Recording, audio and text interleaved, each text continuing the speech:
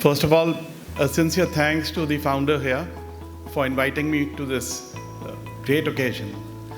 Now, all the students here must know I've come here to give some message in very simple language.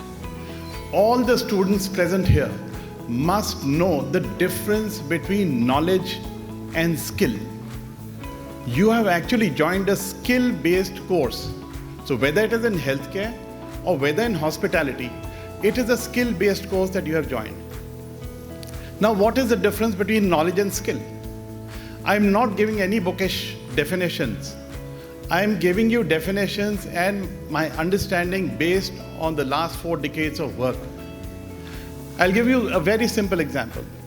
So knowledge is all that theory, all the book knowledge, and all that you will see in your 3 or 4 years of study here. And what is skill? Skill is when you display that knowledge with impact. A very simple example is the example of this student's, I think Suren, who came and sung here. He must be having the knowledge of, he definitely would have a sense of rhythm.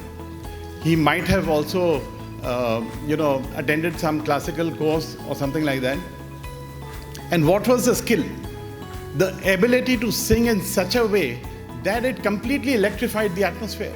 So that is skill. And that is what is in demand. And whether you're becoming nurses, whether you're becoming paramedical, whether you're becoming, people from the hospital, hotel sector, in the service sector, you will have to display the skill component of your knowledge. So knowledge is all that we have in our head. But skill is what you take out at that point of time to make an impact. So when you make an impact, that is an example of skill. And that is exactly what you have to finally do in your life. That's one concept that I want all the students to understand. The second concept that I want to discuss with you guys is, what is quality? In the hospital sector and also in the hotel sector, in the service industry, there's a concept of quality assurance. It is different from quality control, but I'll not go into the discussion of quality control and quality assurance. In the service sector, you will come across this terminology of quality assurance. Now, what is quality assurance? Quality assurance, again, not taken from any Oxford dictionary, but based purely on my experience. Quality assurance is in the middle of the night, at 2 o'clock in the night, 3 o'clock in the morning, when you're all alone in the hospital and you're doing your work diligently with no supervision, nobody watching you, that is an example of quality work.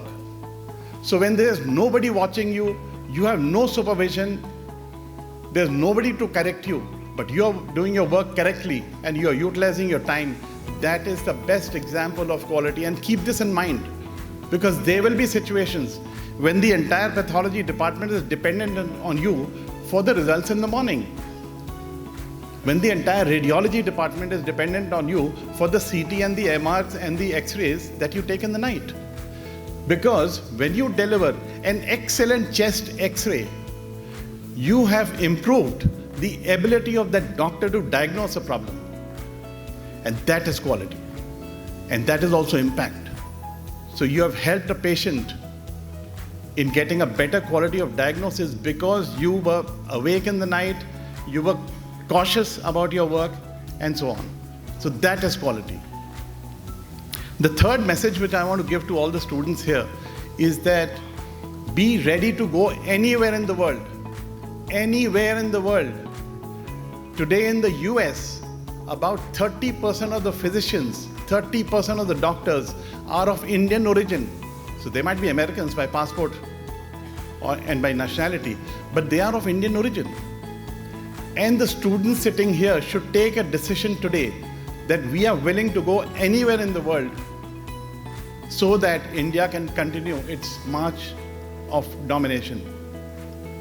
So this is a very important message which I want to give to everybody. Last,